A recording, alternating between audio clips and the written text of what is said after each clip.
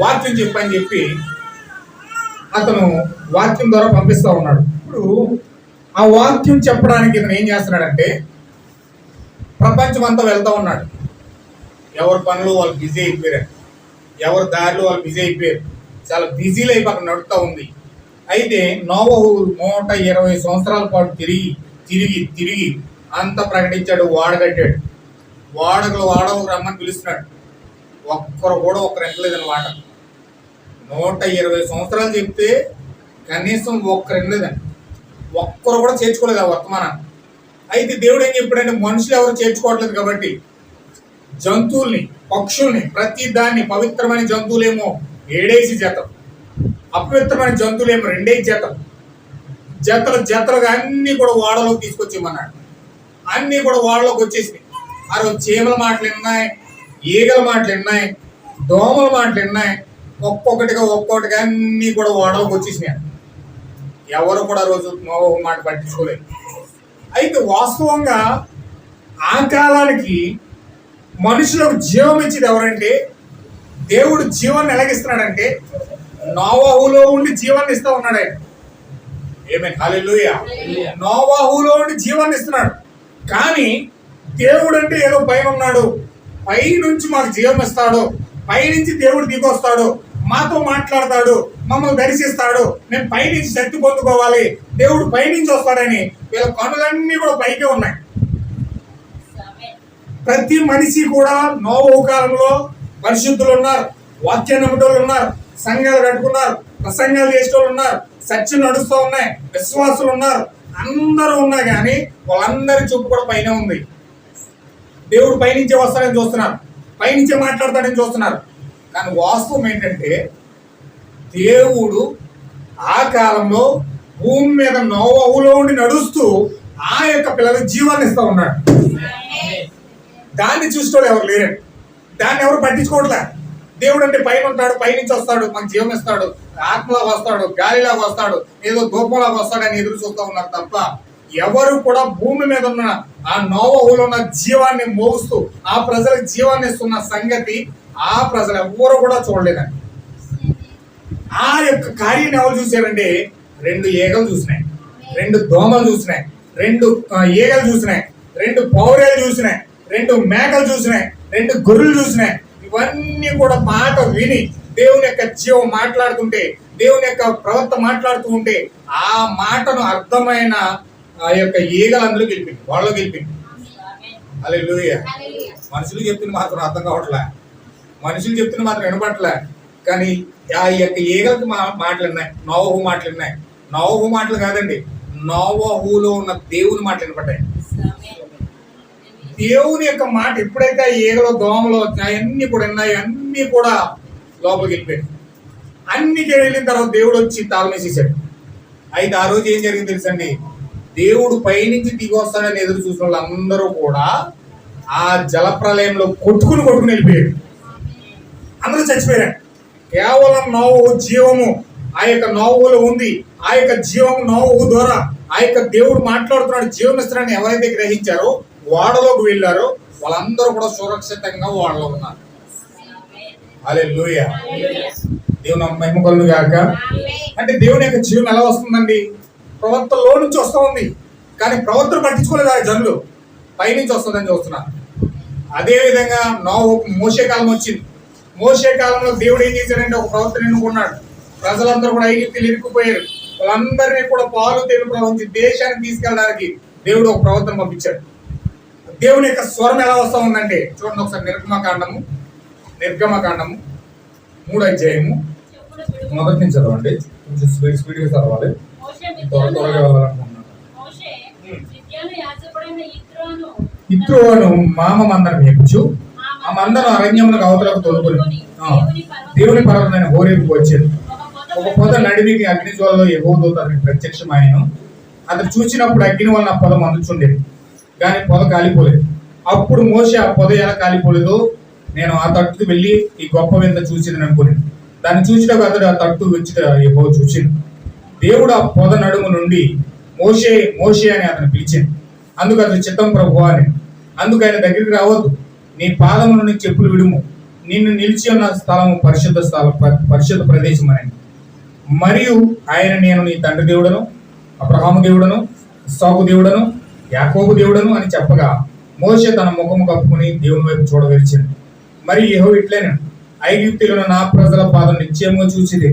పనులలో తమను కష్టపెట్టు వారిని బట్టి వారు పెట్టిన మొర వింటిని, వారి దుఃఖము నాకు తెలిసే ఉన్నవి. కాబట్టి ఐగుప్తీయుల చేతిలో నుండి వారిని విడిపించుటకు ఆ దేశంలో నుండి విశాలమైన మంచి దేశమునకు అనగా కానానీయులు, హిత్తీయులు, అమోరీయులు, పెరిజీలు, హివ్వీలు, యెబూసీయులు నివాస స్థానమైన పాలు తేనెలు ప్రవహించు దేశమునకు వారిని నడిపించుటకు దిగి వచ్చి ఉన్నాను. 8వ వచనములు. కాబట్టి ఐగుప్తీ చేతిలో నుండి వారిని విడిపించుటకు ఆ దేశం నుండి విశాలమైన మంచి దేశమును అనగా కానానీయులు, హిత్తీయులు, అమోరీయులు, పెరిజీలు, హివ్వీలు, యెబూసీయులు నివాస స్థానమైన పాలు తేనెలు ప్రవహించు దేశమునకు వారిని నడిపించుటకు దిగి వచ్చి ఉన్నాను. ఎవరు దిగి వచ్చారంటండి? ఎవరు దిగి వచ్చారు? యెహోవా దిగి వచ్చాడట. అంటే పాలు తేనెలు ప్రవహించు దేశం నుండి వాళ్ళందరినీ కూడా ఐగుప్తు దేశం నుంచి పాలు తేనెలు ప్రవహించు దేశానికి తీసుకెళ్ళడానికి ఎవరు దిగి వచ్చారండి? యెహోవా దిగి వచ్చాడు. ఎక్కడ దిగి వచ్చాడు? మోషేలోని దిగి వచ్చేసాడు.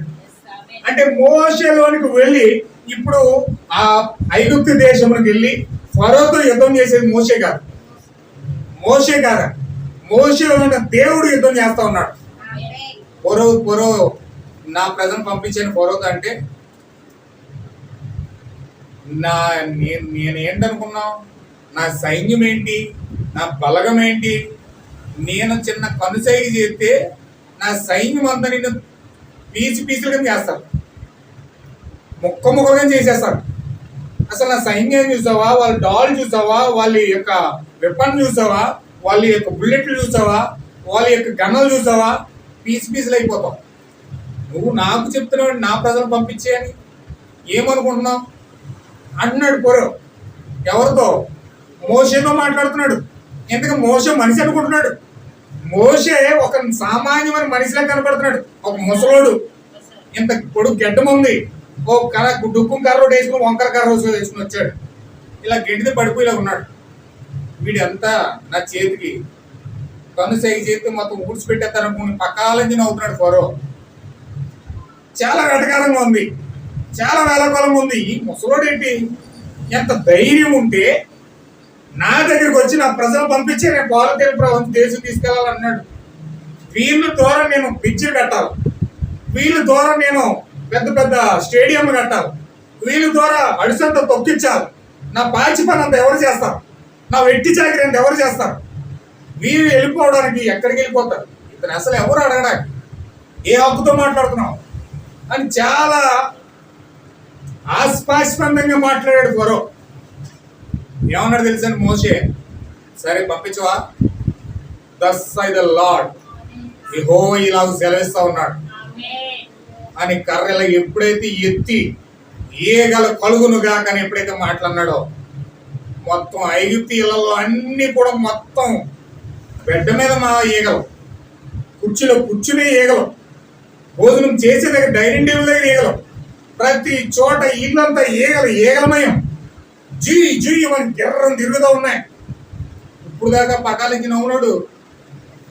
ఏంటిది ఇలా చేసాడని మోసే?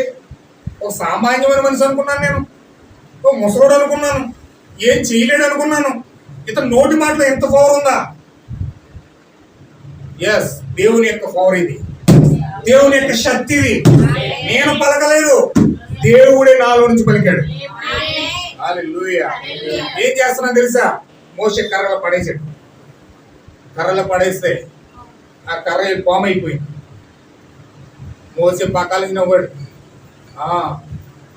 నువ్వేనండి కర్రలు అయితే పాములు అయిపోయింది, నా చేతిలో కూడా శక్తి ఉంది, నేను చెప్తానని చెప్పి ఎవరు అక్కడ అన్నాడు. ఎన్నే ఎంబ్రీ అని అక్కడ వచ్చారు. వాళ్ళు కూడా కర్రలు వేశారు. కర్రలు వేస్తే అవి కూడా పాములు అయిపోయాయి. పాములు వేసి పాములు ఇలాగిలా మోసే పాము ముందు ఆ పాములు ఇలాగిలాగా ఆడుతున్నాయి. ఆడుతుంటే మోసే కంగారు పడకుండా అలాగే చూస్తున్నాడు. ఒక్క 10 నిమిషాలు అయ్యేసరికి మోషే పాము సడన్ గా వెళ్ళా రెండు పాములు మింగేసి. హల్లెలూయా. అప్పుడు దాకా నవ్వునోడు పరో రాజు కరెంట్ స్తంభంలో తీసుకుంటు. హల్లెలూయా. అరే నా పాములే బలమైన అనుకున్నాను, నేను కూడా శక్తి కలిగి ఉన్నాను అనుకున్నాను. నా శక్తిని అంతా మింగేసింది. ఆ యొక్క పరులో దడ పుట్టడం మొదలుపెట్టింది. కప్పల కలుగును కాక అన్నాడు, కప్పలు వచ్చేస్తున్నాయి. ఈగల కలుగును కాక అన్నాడు, ఈగలు వచ్చేస్తున్నాయి. దోమలు కలుగును కాక అన్నాడు, దోమలు వచ్చేస్తున్నాయి. ఆ కర్రకి ఆ చెవులు ఎప్పుడైతే కర్ర పెట్టాడో ఆ చెవులన్నీ రక్తమైపోయింది. వాళ్ళు మంచిని తాగడానికి వెళ్తే రక్తం అయిపోతుంది. బిందు దగ్గరికి వెళ్ళి గ్లాసులో ముంచుతుంది రక్తం. కాళ్ళలో మా రక్తం, చెరువులో రక్తం, ప్రతిదీ కూడా అంతా రక్తమయమైపోతుంది. అప్పుడు వాళ్ళు ఏం చేస్తున్నారంటే, అప్పుడు మోషే పవర్ ఏంటో ఫరో రాజుకి అర్థమైన తర్వాత, ఇతను మనిషి కాదు, ఇతను ఎవరండి? మనిషి కాదు, నేను గెస్ చేసిన ఇతను మనిషి అని, కానీ ఇతను దేవుడు. నాతో యుద్ధం చేయడానికి వచ్చిన వ్యక్తి ఇతను. ఇతనితో నేను యుద్ధం చేయకూడదు, నేను ఓడిపోతాను. ఎప్పుడు బుద్ధి వచ్చిందంటే, ఆ జ్యేష్ఠ కుమారులు అందరూ చచ్చిపోయిన తర్వాత బుద్ధి వచ్చింది. వెంటనే మీ పిల్లల్ని తీసుకుని అందరినీ కూడా తీసుకుని వెళ్ళిపోండి అని చెప్పాడు. హల్లెలూయా. ఏమంటే మీరు ఆలోచించండి, ఒక మనిషి కలుగును కాకంటే వచ్చేస్తుందా? కప్పల కలుగును కాకంటే వచ్చేస్తాయా? ఈగల కలుగును కాకంటే వచ్చేస్తాయా? దోమలు కలుగును కాకంటే వచ్చేస్తాయండి? నీరు రక్తమైపోను కాకుండా రక్తమైపోతుందా? అంటే మోషే అక్కడ రాలేదండి. దేవుడు ఏం చెప్తున్నాడంటే, నా ప్రజల కష్టం చూసి నేను దిగి వచ్చున్నాను. ఎక్కడ దిగి వచ్చాడండి? మోషేలో దిగి వచ్చాడు. అంటే మోషేలో దిగి వచ్చి తన ప్రజల్ని పాలు తేలు ప్రవహించు దేశాన్ని తీసుకెళ్ళడానికి ఎవరు వచ్చారంటే, నేరుగా పరలోకం నుంచి దేవుడు వచ్చాడు. కానీ దేవుడు అన్న సంగతి ఫరో గుర్తించాడు, కానీ దేవుడు అన్న సంగతి ఫరో సైన్యం గుర్తించింది, కానీ దేవుడు అన్న సంగతి ఆ దేశంలో ఉన్న ప్రజలందరికీ అర్థమైంది. కానీ మోషేలో దేవుడు ఉన్నాడన్న సంగతి ఇజ్రాయేల్ ప్రజలకు అర్థం కాదు. వాళ్ళందరం తీసుకెళ్ళి అరణ్యంలో తీసుకెళ్తే వీళ్ళు ఏమన్నారు తెలుసండి? ఏం మోసే, నీకు అసలు బుద్ధి ఉందా, జ్ఞానం ఉందా? మాకు ఆకలి కడుపు మాడిపోతుంది, ఇక్కడ తింటాకి తిండి లేదు. ఆ ఐగుప్తులో ఉన్నప్పుడే చక్కగా ఉండేది. చక్కగా వెల్లుల్లిపై తినేవాళ్ళం, ఎర్రగడ్డలు తినేవాళ్ళం, కీర దోసలు తినేవాళ్ళం, చక్కగా అన్ని బాగుండేవి. ఎంత వెట్టి చాకరీ పొరవ చేయించుకున్నా కానీ టయానికి పుట్టేటివాడు. నువ్వు కనీసం ఏం పెట్టట్లేదు, మాకు కడుపులు కాలిపోతున్నాయి అని చెప్పి మోసే మీద సనగడం మొదలుపెట్టారు. మోసే మీద సనుక్కోవడం మొదలుపెట్టారు. మాసం పెట్టట్లేదని తిడతం మొదలుపెట్టారు. మంచినీళ్ళు ఇవ్వట్లేదని తిడతం మొదలుపెట్టారు. ప్రతి దానికి గొడవే. ఆయన నడుస్తుంటే ఎంత కళ్ళంట నీళ్ళు వచ్చి బండ సందుల్లోకి వెళ్ళి మోసి ఏడ్చేవాడండి. వాళ్ళు బాధ చూడలేక, వాళ్ళనే మాటలు వినలేక పక్కెళ్ళి అన్ని తినేసి తాగేసి పక్కెళ్ళి అనేవారట. మోసే సరైనోడేం కాదు,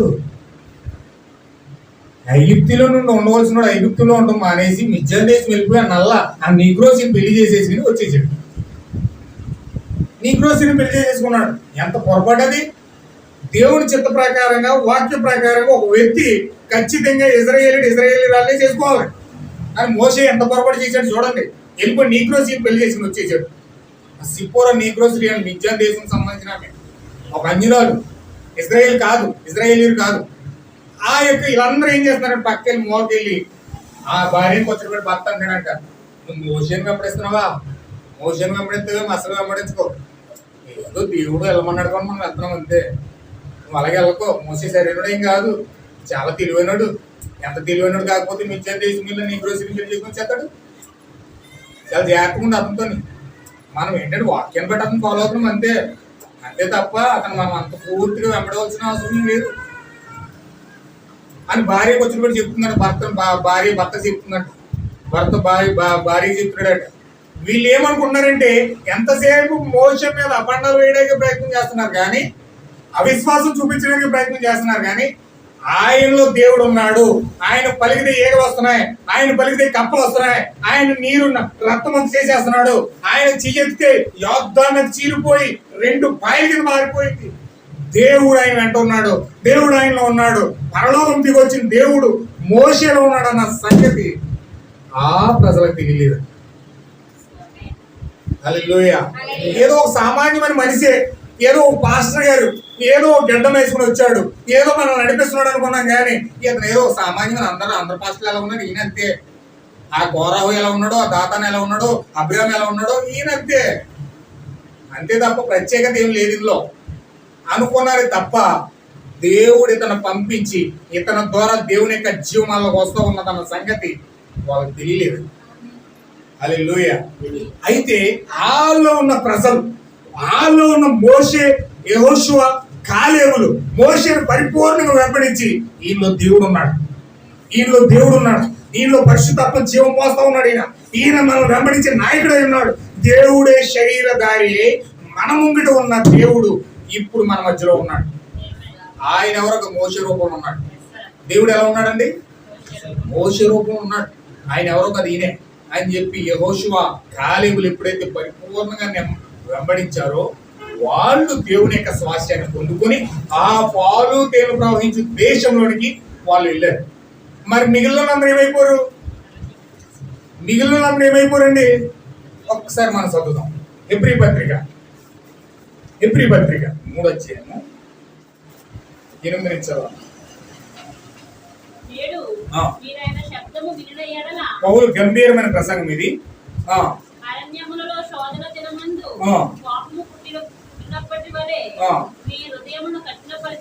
మీ హృదయమును కఠినపరచుకొనుడి, 40 సంవత్సరములు నా కార్యములు చూసి మీ పితరులు నన్ను పరీక్షించి శోధించిరి.